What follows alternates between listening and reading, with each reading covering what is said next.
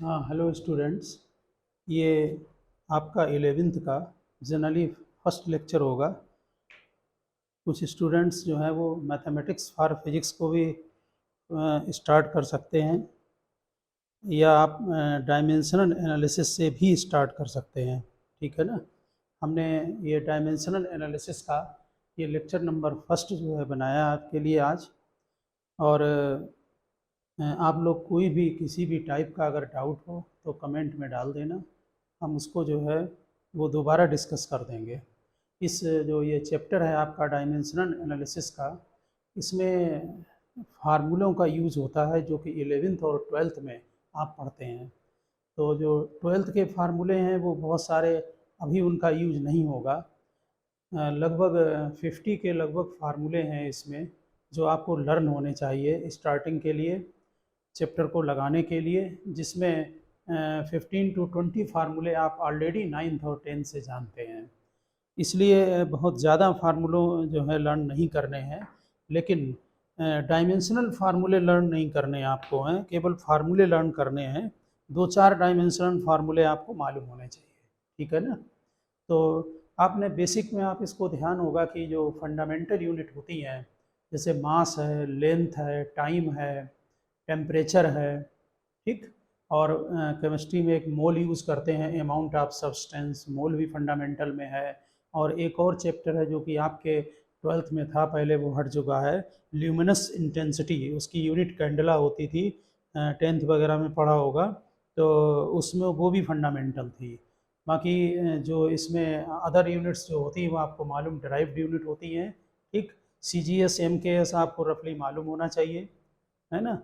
तो ये जो डायमेंशनल फार्मूला है, इसमें जो चैप्टर है डायमेंशन का, इसमें क्या करते हैं कि कुछ सिंबल बना रखे हैं। जैसे पहले हम यहाँ से आपको स्टार्ट करके बता रहे हैं। जैसे मास है, इसको कैपिटल एम से रिप्रेजेंट करते हैं। जैसे लेंथ है, लेंथ को कैपिटल एल से। लेंथ जो है, मास लेंथ में विड्थ है, हाइट है ना, डिस्टेंस है, डिस्प्लेसमेंट है, वो सभी क्वांटिटी इसमें आ जाएंगी लेंथ में। और टाइम है, इसको कैपिटल टी से। बाकी जो टेम्परेचर है वो जनरली थीटा से, या कहीं कहीं पर जो है वो के से भी रिप्रेजेंट करते हैं, कैपिटल के से। ठीक है, जनरली थीटा से रिप्रेजेंट करेंगे टेम्परेचर को। ठीक। तो अभी आपको इतनी ही क्वांटिटी की ज़रूरत पड़ेगी। मोल वगैरह का यहाँ पर अभी रिप्रेजेंटेशन नहीं आएगा, ज़रूरत नहीं पड़ेगी आपको। ठीक है ना। इन्हीं से हम जो है वो डायमेंशनल फार्मूले जो है वो अभी बनाएंगे। तो सिंबल ध्यान रखना आप, सिंपल है सिंबल। ठीक है, कैपिटल लेटर से रिप्रेजेंट करते हैं। तो इसमें क्या करते हैं कि जैसे मान लीजिए आपका एरिया है, जो भी आपकी फिजिकल क्वांटिटी है उसका फार्मूला आपको मालूम होना चाहिए बेसिक क्वांटिटी में। बेसिक का मतलब लेंथ, मास, टेम्परेचर, ठीक है ना, टाइम, इनके टर्म्स में। तो एरिया आपको मालूम है कि लेंथ इंटू ब्रेथ होता है, और लेंथ को भी हम एल से लिखेंगे और ब्रेथ को भी हम एल से ही लिखेंगे, क्योंकि दोनों ही लेंथ हैं। तो ये एल पावर 2 बन गया। ठीक है। अब इसको हम जब डायमेंशनल फार्मूला बनाएंगे तो हम इसमें मास इंक्लूडिंग नहीं है, इसलिए जीरो लगाएंगे। लेंथ इसमें जो है वो इंक्लूडिंग है, 2 टाइम्स एल पावर 2 लगाएंगे। टाइम इसमें नहीं आया है इंक्लूडिंग, तो उसको हम यहाँ पर नहीं, जीरो लगाएंगे। ठीक। और इसे हमेशा कैपिटल ब्रैकेट में क्लोज करेंगे, अदरवाइज मार्क्स कटेंगे पेपरों में। तो हमेशा कैपिटल ब्रैकेट में लगाएं। जो क्वांटिटी डिपेंड नहीं कर रही है उस पर जीरो लगा दें। ठीक है। बाकी इसमें टेम्परेचर वगैरह, मोल वगैरह, ये सब नहीं लिखे जाएंगे आप जनरल में। हाँ, एक बात यहाँ पर समझ लें कि जो आपने ये निकाला है इसको हम डायमेंशनल फार्मूला बोलते हैं। किसी का भी होगा वो डायमेंशनल फार्मूला है। इसमें जो पावर लगाई गई हैं वो डायमेंशन कहलाती हैं। जैसे इसमें मास की डायमेंशन जीरो है, इट मीन्स ये मास पर डिपेंड नहीं करता है। लेंथ की डायमेंशन 2 है, इसका मतलब इसमें लेंथ 2 टाइम्स इंक्लूडिंग है। और टाइम की डायमेंशन जीरो है। ठीक। इसीलिए इसको हम डायमेंशन बोलते हैं। कि जैसे कोई मान लीजिए आपकी कॉपी है ये, तो इसमें ये लेंथ है, ये ब्रेथ है, तो इसकी कोई डायमेंशन पूछे तो आप लेंथ और ब्रेथ बता देंगे कि कितनी होगी। है ना। फिजिक्स में, फिजिकल क्वांटिटी में डायमेंशनल फार्मूला ये बताता है कि इसमें लेंथ कितनी बार इंक्लूडिंग है, मास इंक्लूडिंग है या नहीं है, टेम्परेचर इंक्लूडिंग नहीं है, इसलिए इसको डायमेंशन चैप्टर का नाम देते हैं। तो डायमेंशन क्या चीज़ होती है? डायमेंशन पावर होती हैं जो फंडामेंटल ऊपर के फंडामेंटल क्वांटिटी के जो है वो ऊपर लगाई जाती हैं, ठीक है ना। ये यहाँ पर डिफिनीशन लिखते हैं कि dimension of a physical quantity are the powers to which the fundamental units are raised in order to obtain the derived unit of that quantity। ये नेचुरल है, ये ड्राइव्ड यूनिट हो गई है। तो ध्यान दे बात पर, ये पूरा डायमेंशनल फार्मूला है, इनकी पावर डायमेंशन है। जनरल में हम ये बात बोल देते हैं कि जैसे कोई पूछता है कि एरिया की डायमेंशन क्या है, तो हम बोल देते हैं L⁻2 है, मास 0 है, T 0 है। लेकिन डायमेंशन जो होती हैं वो पावर होती हैं, और ये हमारा जो है वो डायमेंशनल फार्मूला होता है। इसके अलावा अगर हम यहाँ एरिया को, हमने यहाँ ए से लिखा है, इसको अगर हम ब्रैकेट में लगा दें तो इसको हम डायमेंशनल इक्वेशन बोलते हैं, डायमेंशनल इक्वेशन बोलते हैं। एक में हम और लिख कर बता रहे हैं, जैसे हमने यहाँ पर ये कुछ डायमेंशन नोट किए हैं, आप अपनी बुक को निकाल लेना और वहाँ से भी डायमेंशन को जो है वो एक एक डायमेंशन, आपका ये स्टार्टिंग है इसलिए अभी रफ कॉपी पर एक एक डायमेंशन निकाल कर या फेयर में नोट करें आप। एरिया लेंथ इनटू ब्रेथ होता है, ये फिजिकल क्वांटिटीज़ हैं, ये रिलेशन विद अदर क्वांटिटीज़ है, यानी फंडामेंटल के साथ रिलेशन है, और ये डायमेंशनल फार्मूला है। इनसे यूनिट भी बन जाती हैं कि जैसे ये एरिया अभी आपने निकाला है, इसमें लेंथ इनटू ब्रेथ है, और इसका dimensional formula m⁻2 m⁻0 L⁻2 और T⁻0 है। इसमें जो ये फार्मूला बनाया है इसमें ये मीटर होता है, तो इसकी यूनिट मीटर स्क्वायर हो गई। तो आप समझ गए होंगे कि यूनिट भी इससे बन सकती हैं। वॉल्यूम आपको मालूम है, length into breadth into height होगा, तो इसमें ये मास 0 होगा, और लेंथ, इसकी भी डायमेंशन, लेंथ की तो कैपिटल L है ही, ब्रेथ की भी कैपिटल L होगी, और हाइट की भी कैपिटल L होगी, तो ये L⁻3 हो गई, और T इसमें है नहीं टाइम, इसलिए ये 0 हो गया। ओके, डेंसिटी क्या होती है? मास अपान वॉल्यूम। तो मास अपान वॉल्यूम, अब हम एक एक यहाँ चेक करा दें अभी आपको। मास अपान वॉल्यूम, मास की कैपिटल M है, वॉल्यूम L⁻3 आप निकाल चुके हैं। इनको लिखते समय भी ध्यान रखना, आप कैपिटल जरूर लगा देना।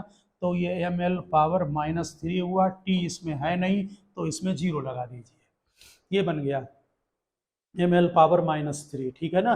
फिर स्पीड और वेलोसिटी, आप समझ रहे होंगे, स्पीड और वेलोसिटी दोनों की डायमेंशन सेम होगी।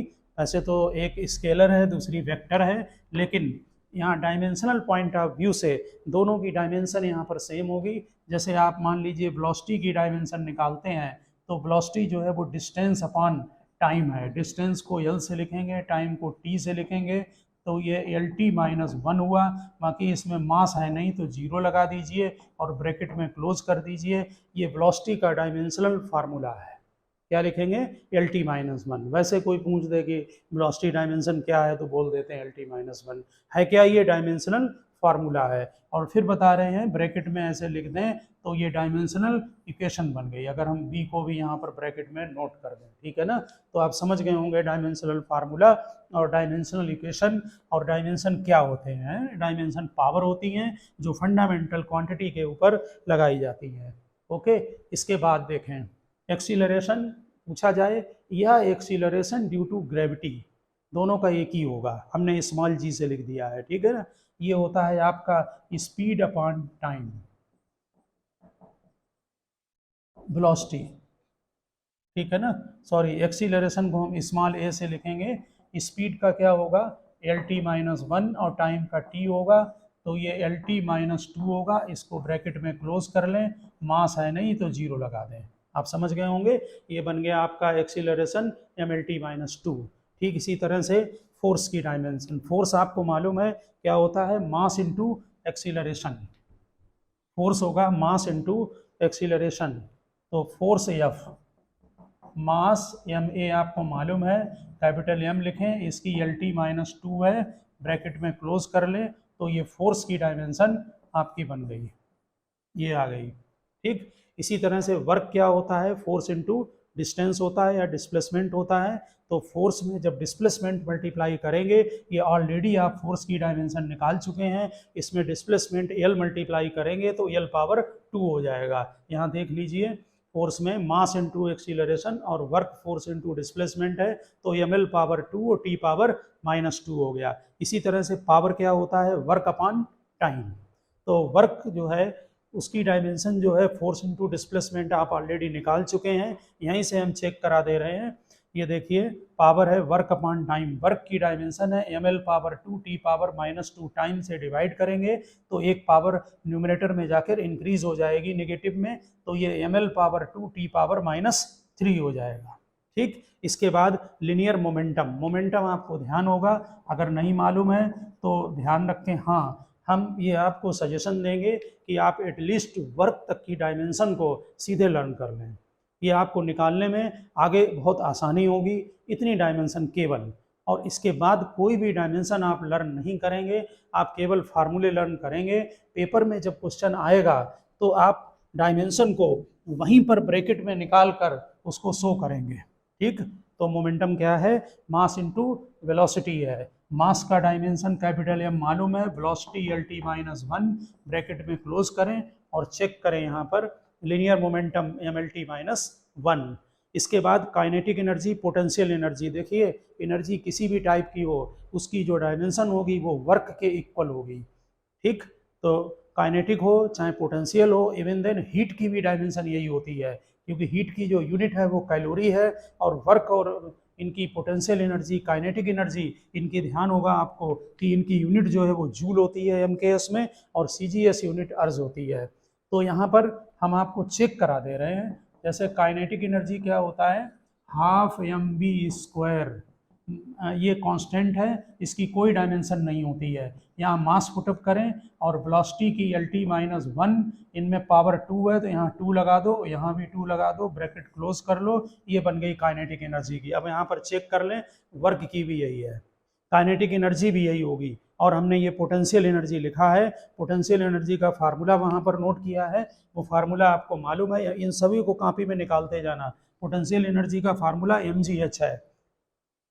जो लोग 10th से 11th में आए हैं वो ध्यान रखें इस बात का कि अभी इनको टोटल निकालें, और जो लोग 12th कर चुके हैं, ड्रॉपर में हैं, तो वो तो डायरेक्ट उनको तो आता ही है लगभग ये चैप्टर। तो potential energy mgh, mass g acceleration due to gravity होता है, और एक्सीलरेशन ड्यू टू ग्रेविटी और एक्सीलरेशन की डायमेंशन सेम होती है, इसलिए यहाँ पर हम नोट कर रहे हैं ये LT-2 है, और h हाइट होती है, इसकी डायमेंशन L होगी, इसमें L मल्टीप्लाई करेंगे तो ml पावर 2 t पावर -2 होगी। तो आप समझ गए होंगे कि पोटेंशियल एनर्जी, काइनेटिक एनर्जी और वर्क, इनकी सभी की डायमेंशन जो है वो सेम है।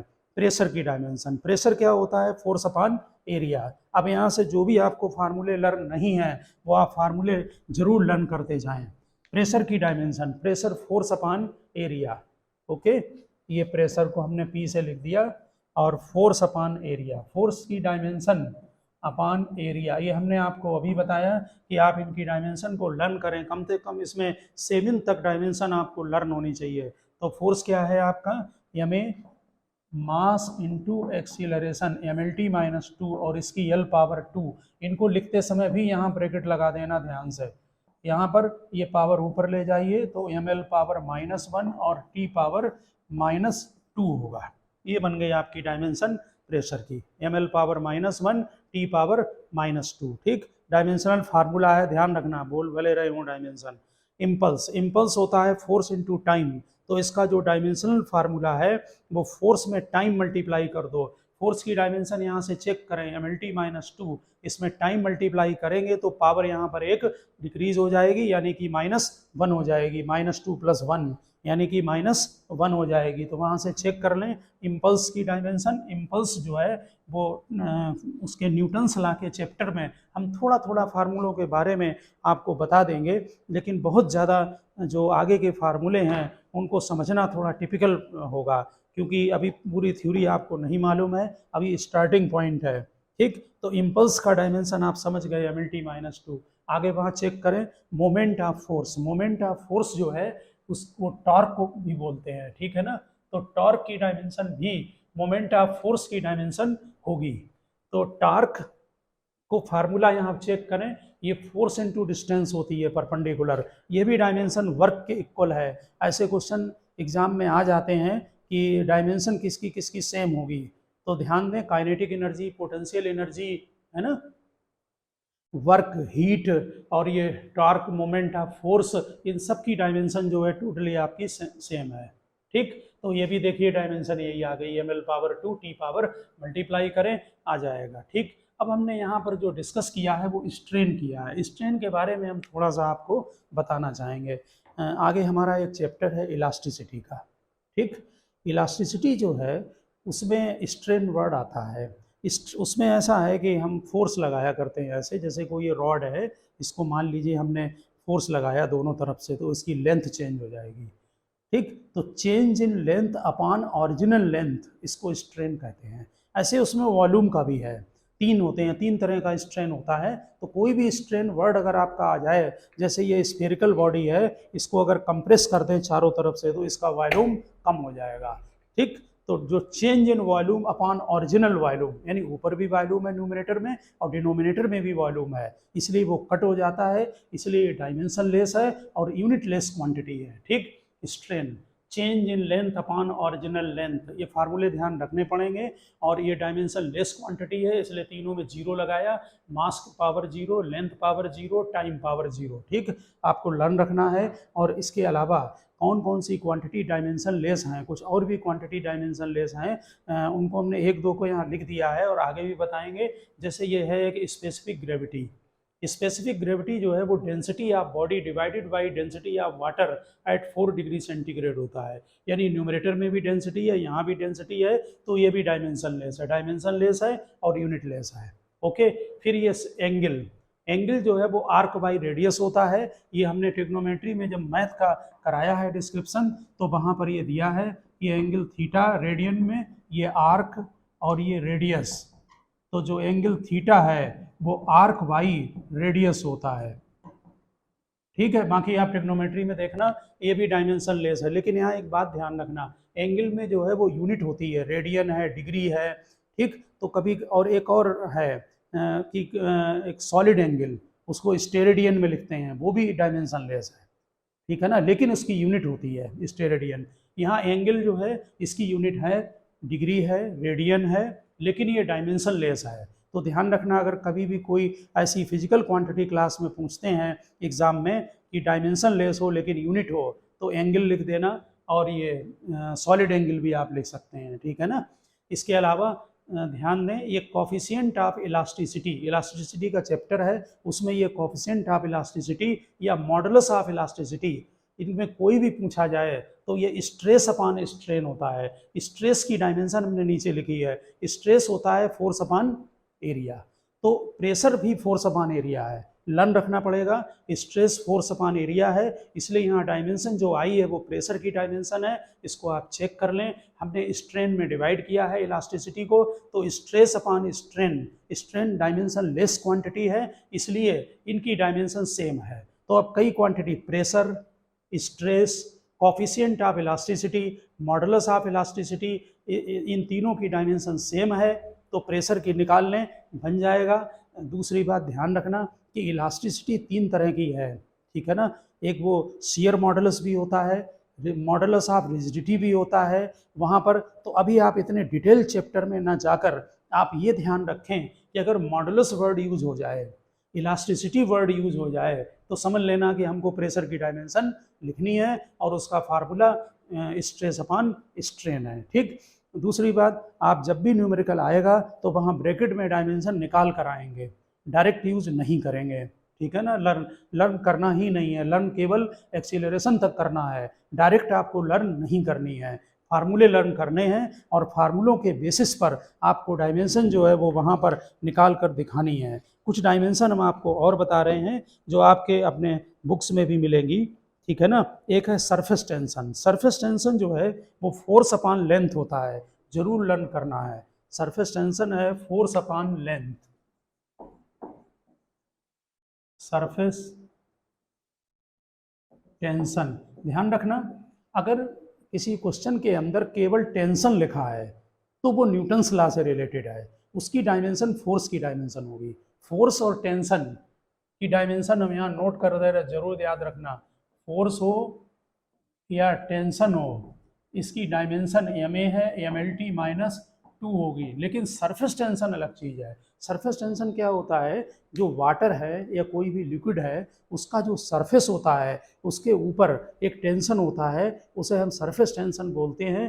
पूरा डिटेल्ड आपके यहाँ चैप्टर है मैकेनिक्स के बाद, तो इसलिए वो वहाँ पढ़ेंगे। अभी फार्मूला लर्न रखना है। सरफेस टेंशन का जो फार्मूला है वो फोर्स अपॉन लेंथ है। तो फोर्स की डायमेंशन क्या थी, एम एल टी माइनस 2 अभी लिखा है, ठीक, और अपान लेंथ से डिवाइड करना है, तो आपका लेंथ कैंसिल हो गया। इसका मतलब डायमेंशन फार्मूला क्या बना, एम टी माइनस 2, ब्रैकेट में क्लोज कर ले रहे, लेंथ कट गया, ये बना एम टी माइनस 2। तो सरफेस टेंशन की डायमेंशन नोट करें, एम टी माइनस 2 होगी, ठीक है ना। यहाँ पर हमने नहीं लिखा है, और हम आगे जो है वो आपको यहाँ बोर्ड पर डायमेंशन करके दिखा रहे हैं। तो सरफेस टेंशन की डायमेंशन आपको ध्यान रखना है। टेंशन नहीं है, टेंशन की डायमेंशन फोर्स की डायमेंशन। सरफेस टेंशन की जो डायमेंशन होगी वो अलग होगी, वो एम टी माइनस 2 होगी। ओके, इसके बाद ये वेलोसिटी ग्रेडियंट, हाँ ये है काम की डायमेंशन। वेलोसिटी ग्रेडियंट जो है वो change in velocity upon perpendicular distance है। Velocity gradient, velocity gradient change in velocity, delta भी लिख दिया, डेल्टा मीनिंग चेंज होता है, अपॉन डिस्टेंस है, समझ लो आप, डिस्टेंस ध्यान रखो। वेलोसिटी की क्या होती है, एल टी माइनस 1, और डिस्टेंस की एल होती है, तो ये क्या बनी, टी माइनस 1, वहाँ की जीरो लगा दें सब पर, मास पर जीरो, लेंथ पर zero, T minus 1 velocity gradient. ध्यान दें, जो फ्रिक्वेंसी होती है, फ्रिक्वेंसी टाइम पीरियड का अपोजिट है, इसलिए जो फ्रिक्वेंसी है, और ध्यान रखना फ्रिक्वेंसी को एफ से, और ये न्यू, लैटिन में चेक कर लेना आप नेट पर, ये न्यू लिखते हैं ऐसे, न्यू से भी रिप्रेजेंट होती है फ्रिक्वेंसी को। फ्रिक्वेंसी 1/t होता है, इसलिए फ्रिक्वेंसी की डायमेंशन भी t माइनस 1 है, बाकी m 0, l 0 और t माइनस 1। ध्यान दें, तो ये फ्रिक्वेंसी की डायमेंशन और वेलोसिटी ग्रेडियंट की डायमेंशन सेम होती है, ठीक। फ्रिक्वेंसी टाइम पीरियड का अपोजिट है, नोट करें, और उसको हम एफ से या न्यू से लिखते हैं, न्यू बोलते हैं, ठीक, वी की तरह बनता है इटैलिक में, न्यू बोलते हैं। स्ट्रेस बता दिया हमने, कोफिशिएंट बता दिया, एंगल और सॉलिड एंगल भी बता दिया आगे। सॉलिड एंगल की यूनिट स्टेरेडियन है, लेकिन उसकी जो डायमेंशन लेस क्वांटिटी होती है, ठीक है। तो वेलोसिटी ग्रेडियंट समझ गए आप। Coefficient of viscosity, coefficient of viscosity ये न्यूमेरिकल में बहुत यूज होगी, सरफेस टेंशन बहुत यूज होगा, ठीक, इसलिए उसको जरूर ध्यान रखना है। कोफिशिएंट ऑफ विस्कोसिटी को जनरली ईटा से लिखते हैं, ये ईटा है, लैटिन वर्ड है, ठीक है। इसका फार्मूला जो है वो आप सीधे लर्न करना। और ये विस्कोसिटी एक तरह का लिक्विड के अंदर फ्रिक्शन होता है, जैसे लिक्विड की जो लेयर होती है उनके बीच में जो फ्रिक्शन एक्ट करता है वो हम विस्कोसिटी में पढ़ते हैं, ठीक है। तो कोफिशिएंट ऑफ विस्कोसिटी उसी से रिलेटेड वर्ड है। ये force upon area into velocity gradient है, force upon area into velocity gradient, ठीक है।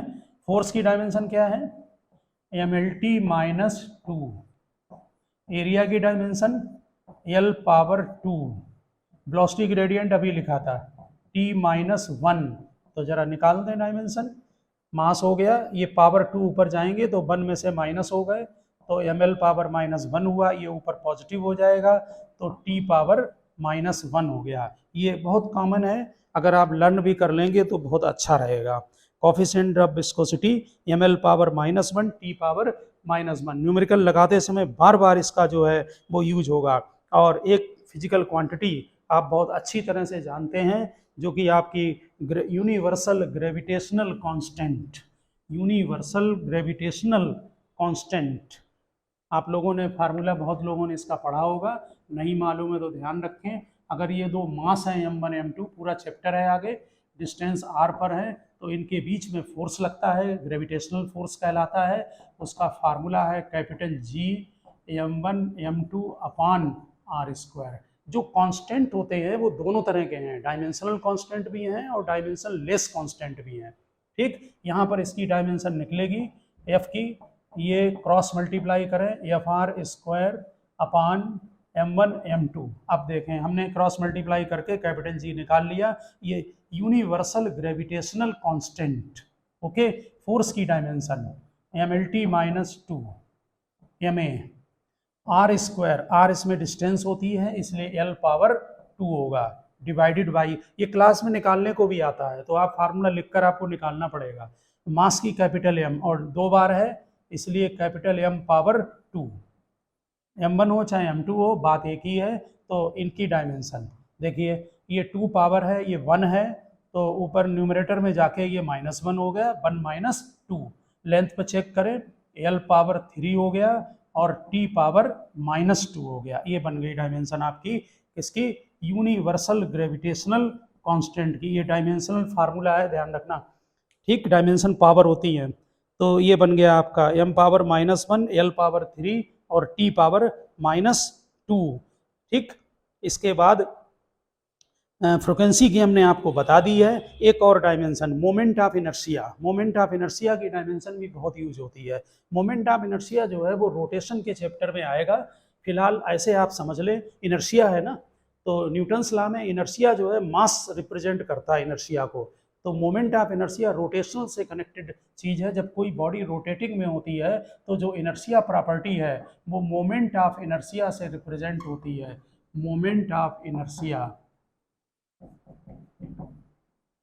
ठीक, moment of inertia M R square है, आर यहाँ पर डिस्टेंस है, ये मास है, तो एम एल पावर 2, बाकी इसमें टी है नहीं तो 0 लगा दें और ये ब्रैकेट में लगा दें। मोमेंट ऑफ इनर्शिया यूज हो सकता है, ठीक है ना।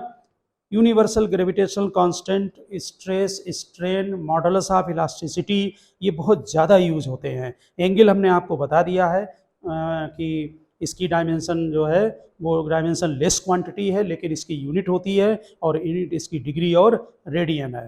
ठीक है, इसके बाद angular velocity. Angular velocity rotation से कनेक्टेड चीज़ है, इसे हम ओमेगा से रिप्रेजेंट करते हैं। और ये जैसे वेलोसिटी होता है ना डिस्टेंस अपॉन टाइम, वैसे यहाँ पर एंगुलर डिस्प्लेसमेंट यानी थीटा, थीटा एंगुलर डिस्प्लेसमेंट भी है अपॉन टाइम से रिप्रेजेंट। इसकी तो कोई डायमेंशन नहीं होती है, ठीक है ना। तो टी की क्या हो जाएगी, -1 हो जाएगी, बाकी m 0 और l 0 ब्रैकेट में इसे क्लोज कर लें, ठीक है ना।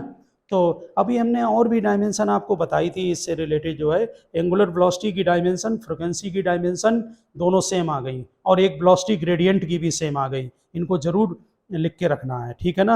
हाँ, एंगुलर एक्सीलरेशन, एंगुलर एक्सीलरेशन जो है वो चेंज इन एंगुलर वेलोसिटी अपॉन टाइम होगा।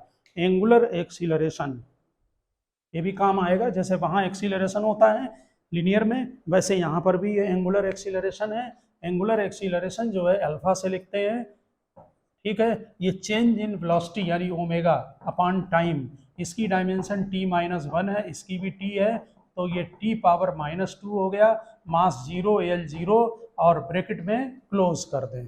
ओके, तो ये बन गया आपका एंगुलर एक्सीलरेशन। ठीक, एंगुलर मोमेंटम, एंगुलर मोमेंटम आपको जरूर लर्न करना है। ये जो लिनियर मोमेंटम होता है आपका, उसी में जो है वो एंगुलर मोमेंटम में या दोनों फार्मूले हैं। लिनियर मोमेंटम में अगर डिस्टेंस मल्टीप्लाई कर दें तो एंगुलर मोमेंटम हो जाता है। जैसे मोमेंट ऑफ फोर्स होता है ना, तो उसमें फोर्स में डिस्टेंस मल्टीप्लाई कर देते हो, वैसे ही एंगुलर मोमेंटम, एंगुलर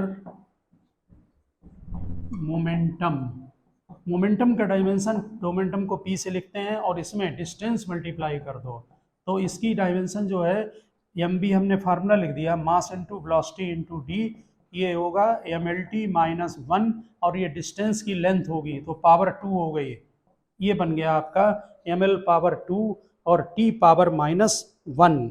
ये डायमेंशन, और एक डायमेंशन हम यहीं पर डिस्कस करेंगे आपको, वो है आपकी प्लैंक कांस्टेंट, क्योंकि वो दोनों की डायमेंशन सेम है और उसमें बहुत पूछा जाता है कि एंगुलर मोमेंटम और प्लैंक कांस्टेंट की डायमेंशन सेम होती है। ठीक, आप शो करें तो इसके लिए फार्मूला याद रखें। प्लैंक कांस्टेंट की हम बात बताते हैं कि जो हमारा रेडिएशन होते हैं, जैसे लाइट है, गामा रेज हैं और भी हैं रेडिएशन, उनकी जो एनर्जी है, उनकी एनर्जी को हम बंडल या पैकेट से रिप्रेजेंट करते हैं, और उसकी जो एनर्जी होती है E, वो h न्यू के इक्वल होती है। न्यू फ्रिक्वेंसी है, अभी हम बता चुके हैं आपको, और h प्लैंक कांस्टेंट है। आपको जरूर लर्न रखना है, ठीक है ना, बहुत आता है 11th में। h प्लैंक कांस्टेंट, प्लैंक नाम है, प्लैंक कांस्टेंट हमने इसीलिए नोट कर दिया। h is equal to E upon nu. E क्या है? एनर्जी। एनर्जी वही काइनेटिक एनर्जी या वर्क की लिख दो। वर्क क्या होता है ऐसे याद रखते हैं, वर्क फोर्स इनटू डिस्प्लेसमेंट। तो फोर्स क्या थी? mlt माइनस 2, डिस्प्लेसमेंट में एक और पावर लगा दें, और ये जो डायमेंशन न्यू की है वो फ्रिक्वेंसी है, फ्रिक्वेंसी t माइनस 1 होता है, ये ऊपर जाके पॉजिटिव बनेगा, और ml power 2 t power minus 1 बनेगा। यहाँ चेक कर लो, ये दोनों डायमेंशन सेम है। और आगे याद रखना, एंगुलर मोमेंटम और प्लैंक कांस्टेंट की डायमेंशन सेम होती है, अगर एक भूल जाएं तो दूसरे से निकाल लें, ठीक है ना।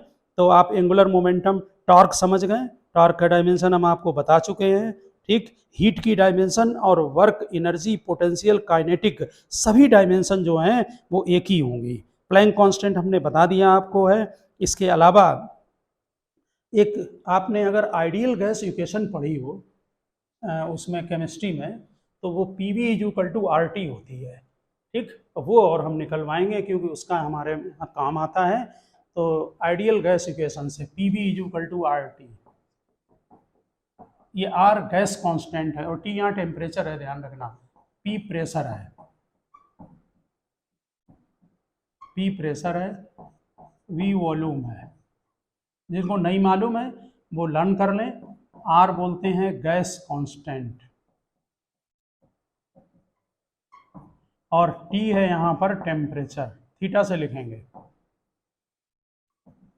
टेम्परेचर, ठीक। तो प्रेशर, अब जैसे पेपर में आ गया कि गैस कांस्टेंट की बताओ, तो R इज इक्वल टू लिख दीजिए PV बाई T, और वहाँ पेपर में ऐसे ही निकालना, तुरंत वहाँ पर निकालें। प्रेशर क्या होता है, फार्मूले याद होने चाहिए।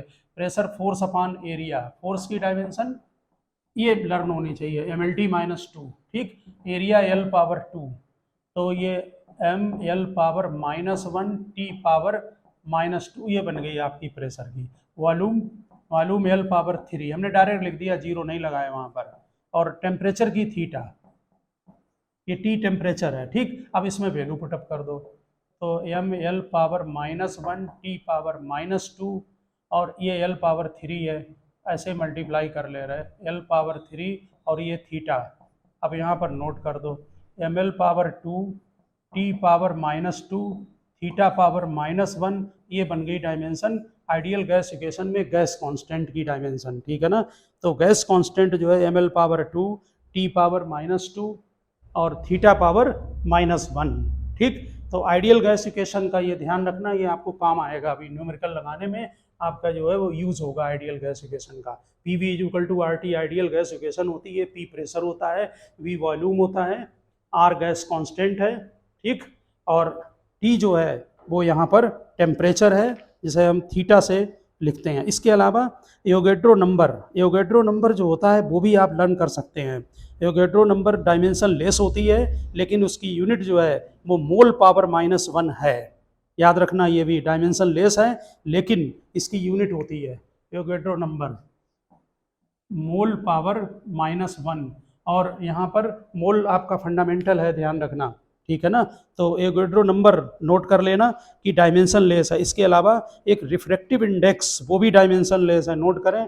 रिफ्रैक्टिव इंडेक्स को म्यू से लिखते हैं, आपने किसी ने उसमें 10th में पढ़ा होगा लाइट के चैप्टर में। तो रिफ्रैक्टिव इंडेक्स भी डायमेंशन लेस है, ml पावर 0, T पावर 0, हमने बहुत सारी बता दी हैं आपको डायमेंशन लेस क्वांटिटी है। एंगल हो गया, स्ट्रेन हो गया, है ना। तो ये जो डायमेंशन लेस क्वांटिटी हैं ये जरूर ध्यान रखें आप। स्ट्रेन था, रिफ्रैक्टिव इंडेक्स हो गया आपका, ठीक। इफिशियंसी भी जो होती है वो आपकी डायमेंशन लेस क्वांटिटी है, और उसकी कोई यूनिट भी नहीं है, no unit no dimension. Efficiency भी को भी ईटा से लिखते हैं, और विस्कोसिटी के कोफिशिएंट को भी इसी से लिखते हैं, तो इफिशिएंसी आपको मालूम होगा आउटपुट अपान इनपुट होता है, दोनों एक जैसे हो गए, तो m0 L0 और t power 0 efficiency dimension less quantity है, वो भी आप ध्यान रखना। हीट का हमने आपको बता दिया है। हमने जो आपको डायमेंशन डिस्कस की है, अगर आप इतनी डायमेंशन को लर्न रखते हैं तो ये सफिशिएंट है, ठीक है ना। इनके फार्मूले लर्न करने हैं, समझ गए ना। मतलब डायमेंशन बस किसकी लर्न करेंगे, वेलोसिटी, एक्सीलरेशन, फोर्स, वर्क, इनकी डायमेंशन केवल लर्न करेंगे, अदर डायमेंशन आपको लर्न नहीं करनी है, ठीक है। ओके स्टूडेंट, ये आपका फर्स्ट लेक्चर था डायमेंशन का। अब हम सेकंड लेक्चर में आपसे मिलते हैं। ओके।